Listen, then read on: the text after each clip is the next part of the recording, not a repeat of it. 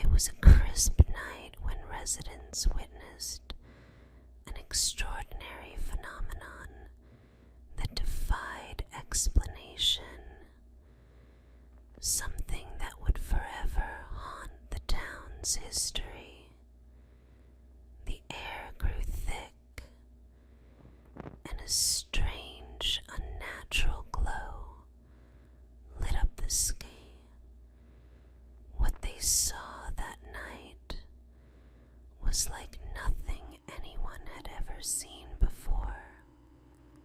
A fire demon, an immense fiery entity, descended from the dark sky. Its flames blazed with an intensity so fierce they cast a hellish red hue across the landscape, turning the streets into a fiery labyrinth.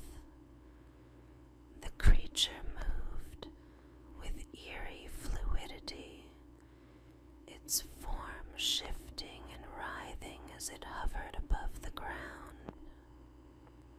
Witnesses described it as a massive, burning figure, its eyes glowing with an infernal light, its presence suffocating and oppressive. Panic spread through the town as the demon floated above, casting a shadow over Felix Stowe that seemed to drain all warmth from the air. The heat from its flames was unbearable, yet it did not scorch the earth beneath it. And then, as suddenly as it appeared, the fire demon vanished, leaving the townspeople paralyzed with fear and confusion. To this day, no explanation has been found for the sighting. Some say it was a visit from beings beyond the stars. Others claim it was something much darker. But those who saw it never forgot the horror of that night. The night Felix Stowe was touched by the flames of something far more terrifying than fire then.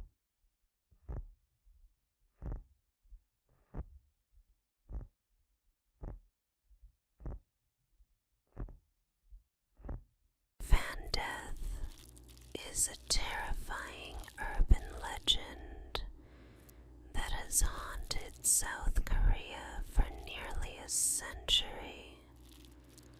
The myth claims that sleeping in a closed, windowless room with an electric fan running can lead to a horrifying and sudden death. The chilling idea is that the fan's cold breeze, combined with the still air, will suffocate the person or cause their body temperature to plummet, leading to fatal asphyxiation.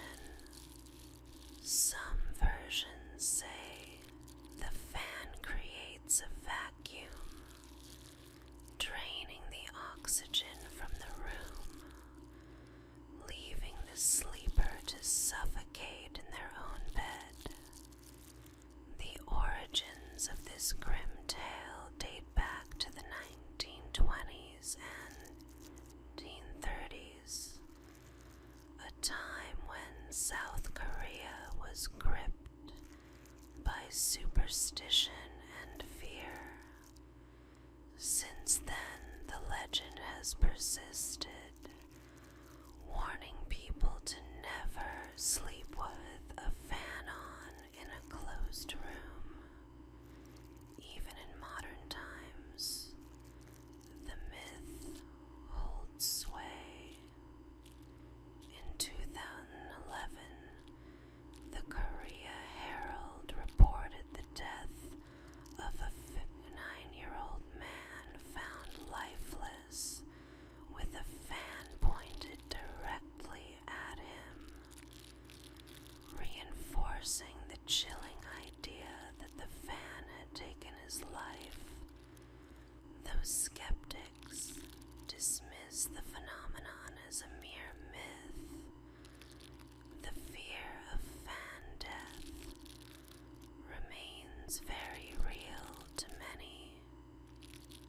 To this day, warnings against the practice are printed on many fans sold in South Korea, a constant reminder that some dangers are said to lurk in the seemingly innocent hum of an electric fan.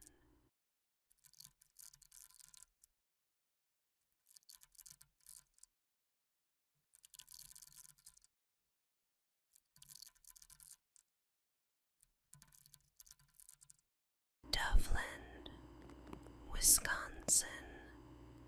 If you ask around, some still swear it exists, or once did, but there's no trace of it now. This haunting urban legend tells the chilling story of a town that vanished from the face of the earth without a single explanation. In the 1990s, Duveland was a quiet, sleepy town nestled in the heart of Wisconsin, or so people believed. But as the years wore on, something twisted and unnatural began to happen. People who remembered living there, families, old-timers, even children, suddenly found themselves unable to locate the town on any map. And worse, no one else seemed to recall it ever existing at all.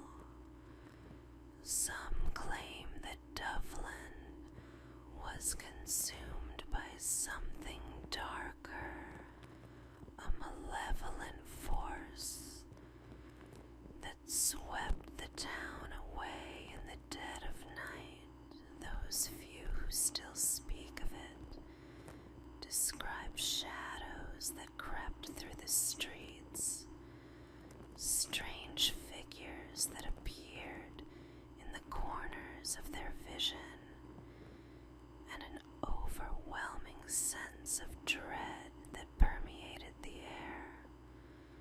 Then, just like that, the town was gone.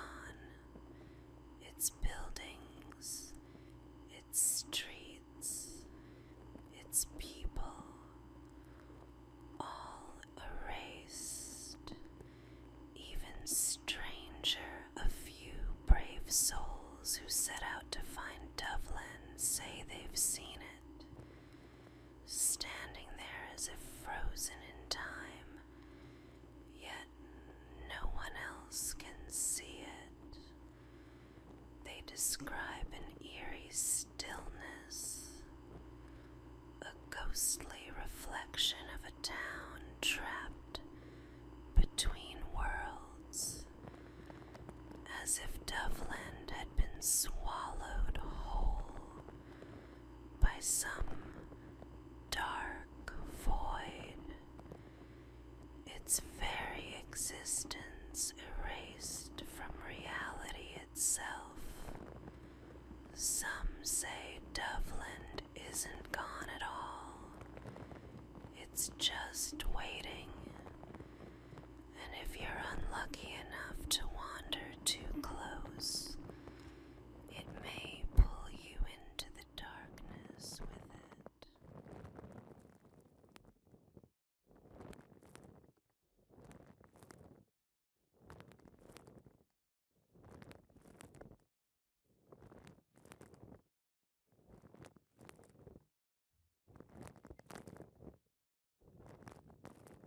Deep in the shadowy woods, near Harper's Crossroads, North Carolina, lies a cursed clearing known as the Devil's Tramping Ground. This forsaken patch of earth is like no other. A circle of barren ground where no tree, no grass, nor even the faintest weed will grow. Locals fear it, and with good reason. It is said that the devil himself walks here, leaving behind a desolate trail where nothing will grow. Night after night, the ground remains eerily still, but the legends tell a different story. Those brave or foolish enough to camp nearby often report strange, unexplainable events, whispered voices that chill the blood, footsteps in the darkness that echo too close for comfort, and an overwhelming sense of being watched. Some claim that if you try to sleep in the circle, you'll awaken to find your belongings scattered, your camp destroyed, yet no one will be in sight. A far more terrifying tale is that those who wander too close after dark vanish without a trace. The trees seem to whisper of a dark pact, a forgotten ritual that keeps the devil's footsteps forever carved into the earth. The tramping ground isn't just a place. In the chilling legend of the Buckley family, an old, grainy photograph captures a haunting moment that still terrifies those who see it. The black and white image shows two children, a boy and a girl, standing eerily still, their faces expressionless, eyes empty and dark. But beneath this innocent appearance lies a sinister tale, a Halloween night turned nightmare. According to the legend, the Buckley children were quiet and reserved, hardly ever speaking to anyone but each other. On one Halloween night, however, their mother mysteriously disappeared. Neighbours grew suspicious, noticing that the house remained dark and silent, an unsettling quiet hovering over it. Days later, the truth was discovered in a twisted, horrific scene, their mother's body hidden away, with chilling evidence suggesting that the children had murdered her in cold blood. When questioned, the Buckley children claimed they did it for fun, their voices chillingly devoid of remorse. The police could find no rational motive, only a dark emptiness in the children's eyes, a void that seemed to stare right back at them, leaving officers uneasy. It's said that the Buckley children were taken away, their fate unknown, but the photograph remained, a disturbing reminder of that night. Some say that if you look into the children's eyes for too long, you'll feel an inexplicable darkness creeping over you, as though their eerie, hollow stare is reaching out, threatening to pull you into their twisted world. To this day, that haunting image is said to resurface occasionally, appearing in random places, as if the Buckley children are still watching, waiting, perhaps seeking a new victim to haunt. Those who've seen it say the cold, empty stare never leaves them, a terrifying reminder of innocence twisted into something monstrous, lingering just beyond the frame.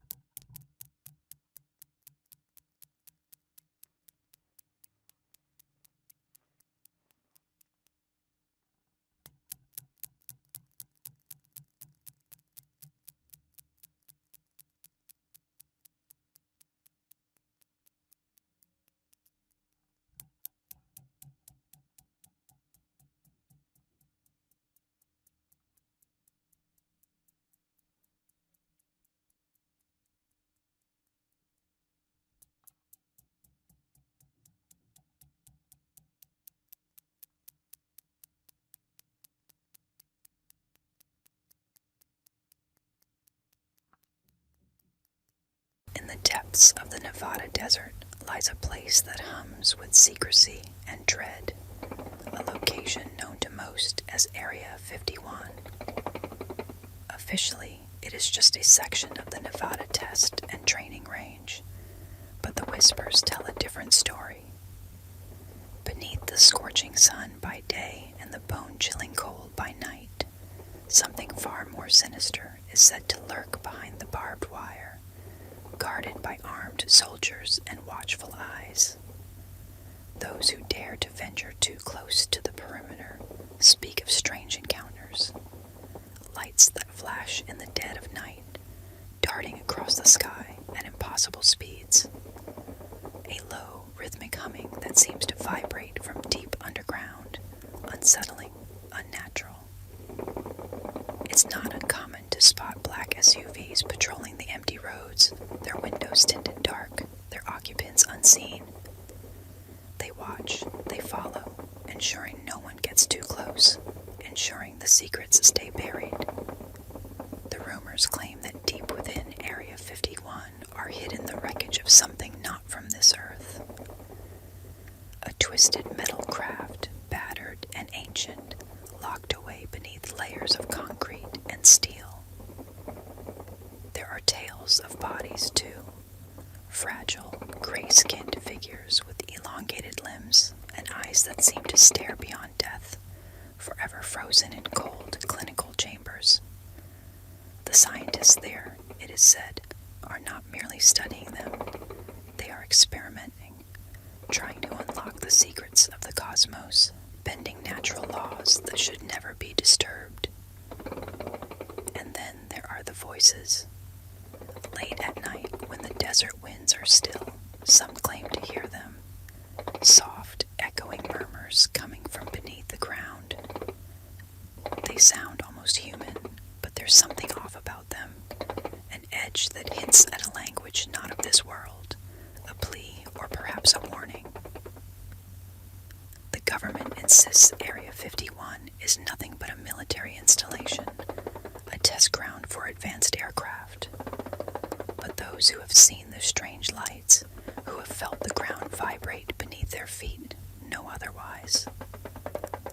They say that Area 51 is not just a base, it's a threshold, a point where our world meets something else, something beyond comprehension, and those who get too close may find themselves staring into the sky, realizing too late that the watchers are staring back, their intentions unknown, their patience running thin.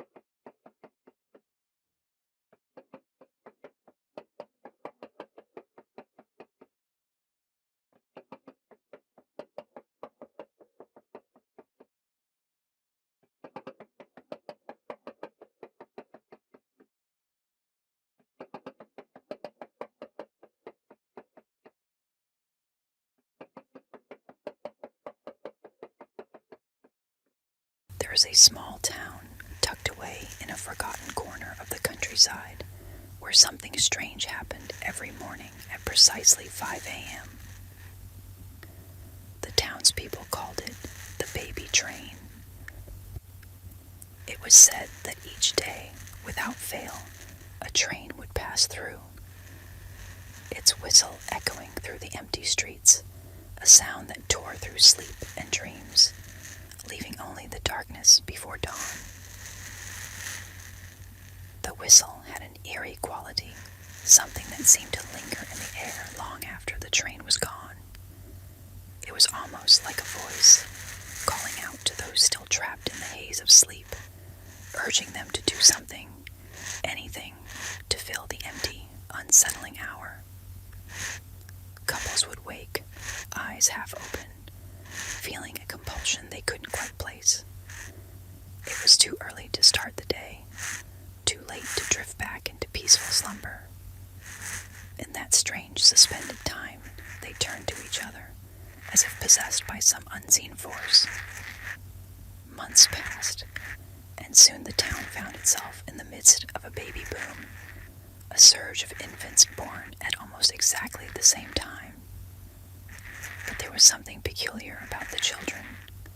They were quiet, too quiet, their eyes wide and unblinking, as if they had brought something back with them from the foggy mornings when they were conceived. They grew quickly, their laughter echoing the train's whistle, high-pitched and almost unnatural, as if mocking the very people who had brought them into the world. The train still comes every morning at 5 a.m., and though the town has changed, the legend persists. The older residents warn newcomers, when you hear the whistle, stay in bed. Don't move, don't look out the window, and above all, don't answer the call. Because those born of the baby train are not quite like other children, and perhaps it's best not to add to their numbers.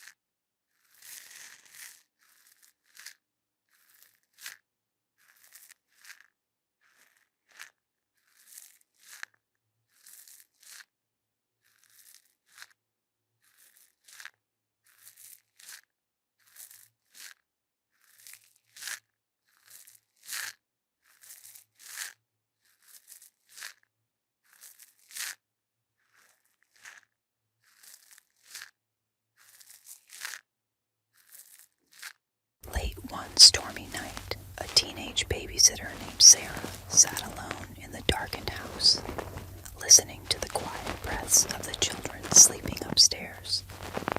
The air was thick with silence, only broken by occasional creaks echoing through the empty hallways. Suddenly, the phone rang, slicing through the silence like a knife. She jumped, her heart pounding as she answered. A low, gravelly voice whispered, "Have you checked the children?" Startled, Sarah shook off the unease, assuming it was a prank call. But the phone rang again, the same voice repeating chillingly deliberate, "Have you checked the children?" An icy dread seeped into her bones. She slammed the phone down, but the relentless calls persisted, each one taunting her, each one making her feel more trapped, more exposed. Finally, she dialed the police, and they promised to trace the next call. Moments later, the phone rang. She picked up, and the whisper came again, "Check the children." The line clicked. Then the police came through urgently. "Get out of the house. The call is coming from inside." A scream caught in her throat as she bolted for the door, but a shadow loomed at the top of the stairs, watching. In that moment, Sarah realized she wasn't alone. The door creaked open just an inch, her only escape blocked by the flickering figure that descended, step by slow, ominous step.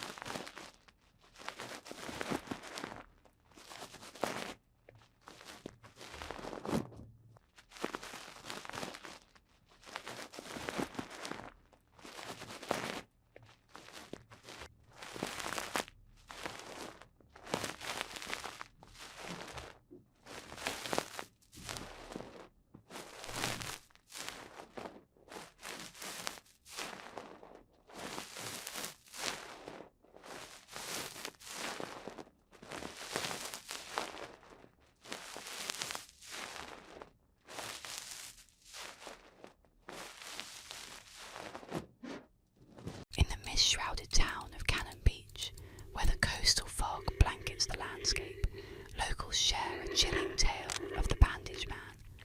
They say he was once a logger, a man hardened by years of grueling labour, but fate twisted his life in a nightmarish direction when a brutal accident at the sawmill left him shredded, his body mangled by spinning blades, flesh torn and bones splintered. The legend tells of his agonising screams that echoed long after the sawdust settled, his body cloaked in blood-soaked bandages, clinging to life before death finally claimed him. Yet death did not bring him peace. No, it bound him to the land, cursed to wander the coastal roads and woods, an undying shadow of suffering and rage. Locals claim that the Bandage Man haunts the old logging roads, reeking of decay and vengeance, waiting to unleash his fury on unsuspecting travellers who dare cross his path.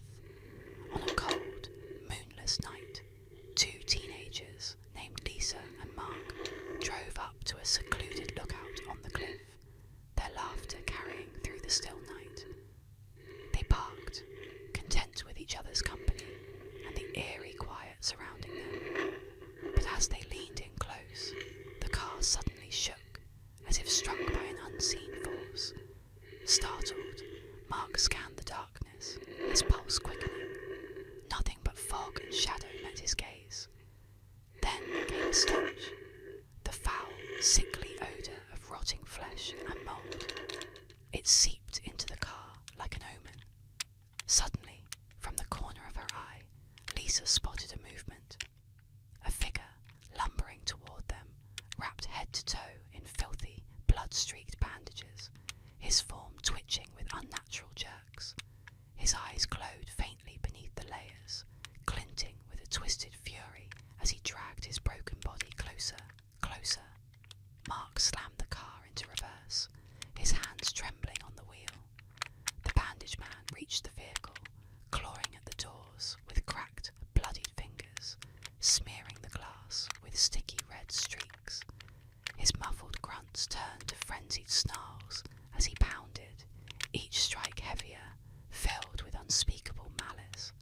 His bandages hung loose, revealing glimpses of torn flesh and exposed bone beneath. Mark and Lisa's screams filled the car as he threw the vehicle into drive, tyres squealing as they sped down the winding road. But the bandage man didn't relent. He clung to the bumper, his bandaged face pressed against the rear window, eyes locked with theirs, as if daring them to look away. His grip grew stronger, pulling himself up inch by inch, his bandages trailing behind like gruesome streamers. With a final, desperate turn, Mark swerved off the main road, nearly careening into the forest as the car skidded to a halt. They waited, breath held, but the bandage man had vanished, his rotting scent lingering like a ghostly reminder. They dared not speak as they drove back to town, only to realise later that the windows bore streaks of dried blood and faint, hand-shaped smears. The townsfolk say that if you're driving alone on foggy nights and catch a whiff of that deathly odour, it means the bandage man is near, and he won't stop until he claws his way into the car, claiming anyone unfortunate enough to cross his path, dragging them into his endless nightmare of pain and rage, bound forever by his bandages of blood.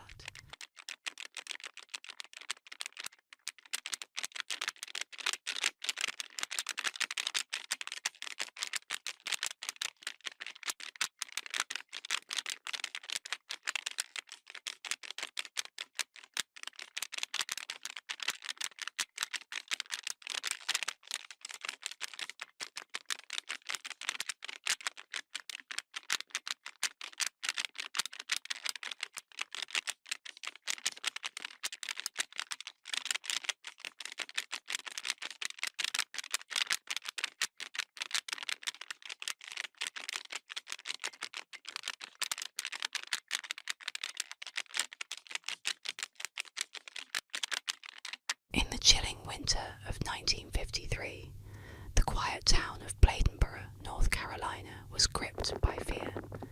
It started with a single grisly discovery. A family dog, its body drained of blood, left lifeless on the icy ground.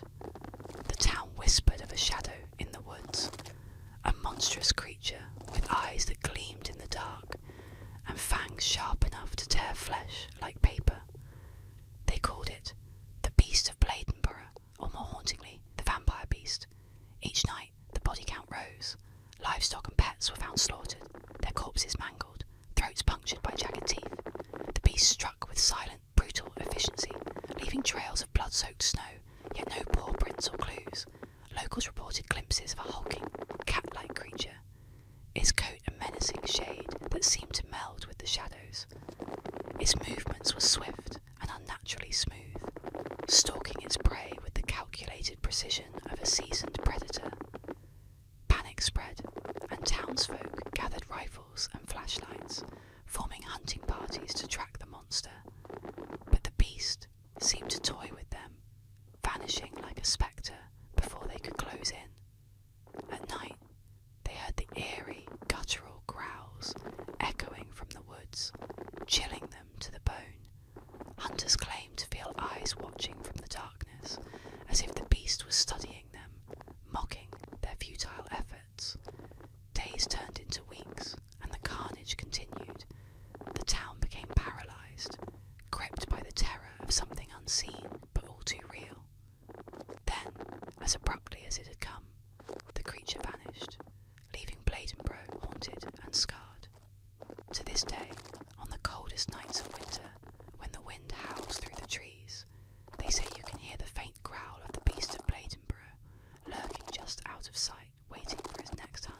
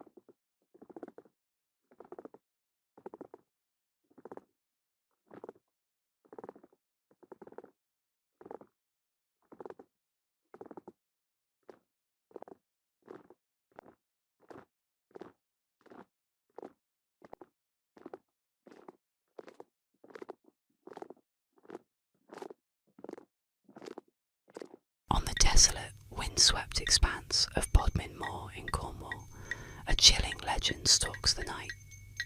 The Beast of Bodmin Moor. This spectral creature, resembling a panther or leopard, has haunted the moorlands since 1978, leaving a trail of terror and grisly evidence in its wake. It began with whispers of a shadowy figure lurking near the livestock, eyes like embers piercing the darkness. Farmers awoke to a nightmare of mutilated sheep and cattle, their bodies torn apart by something with terrifying strength and unrelenting savagery. The locals spoke of massive, feline-like paw prints left imprinted in the damp earth, too large for any known cat and too menacing to ignore. The Beast of Bodmin Moor, as it became known, moved with eerie silence, slipping through the mist and granite tors like a ghost, stalking unseen yet ever present. Its black coat blended seamlessly with the night, making it nothing more than a flicker of movement in the moonlight. A glimpse, a shiver, then gone.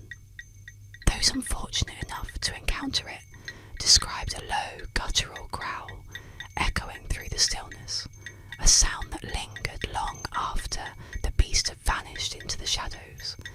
Hunters and cryptid enthusiasts scoured the moor, hoping to glimpse the phantom cat, but the beast eluded them all, leaving only fleeting traces, a tuft of dark fur, claw marks in the trees, the overpowering stench of something primal. Some believe the Beast of Bodmin Moor is still there, prowling, watching, a creature of legend and nightmare.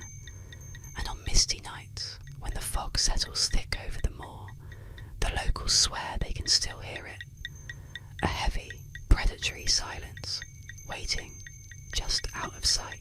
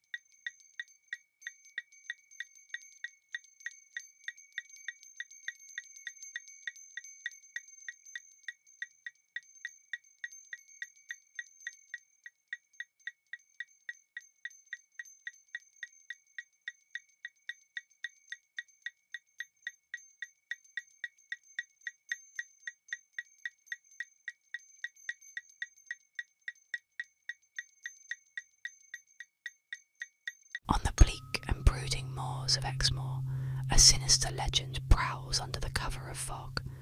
The Beast of Exmoor. This shadowy creature, said to be a massive panther-like cat, has haunted Devon and Somerset for decades, stalking the hillsides with predatory stealth and leaving a haunting sense of dread among those who dare to wander alone. The sightings began with strange, gutted livestock. Sheep and cattle left torn and bloodied in the fields, their bodies shredded as if by claws, both powerful and merciless. Farmers spoke in hushed voices of a creature with pitch-black fur and glowing amber eyes, a beast whose presence seemed to darken even the coldest nights. With the agility of a ghost, the beast slipped in and out of the shadows, its massive form almost invisible against the wild, rugged landscape. The few who glimpsed it reported an eerie silence, a predatory stillness that filled the air just before they spotted a flicker of movement, a sleek shadow stalking through the mist. The beast's piercing gaze and sleek, muscular form struck terror into anyone unfortunate enough to catch sight of it. Hunters and locals formed search parties, eager to rid Exmoor of its phantom predator. They scoured the moors, rifles in hand, yet the creature always evaded capture, leaving only clawed imprints in the damp earth and lingering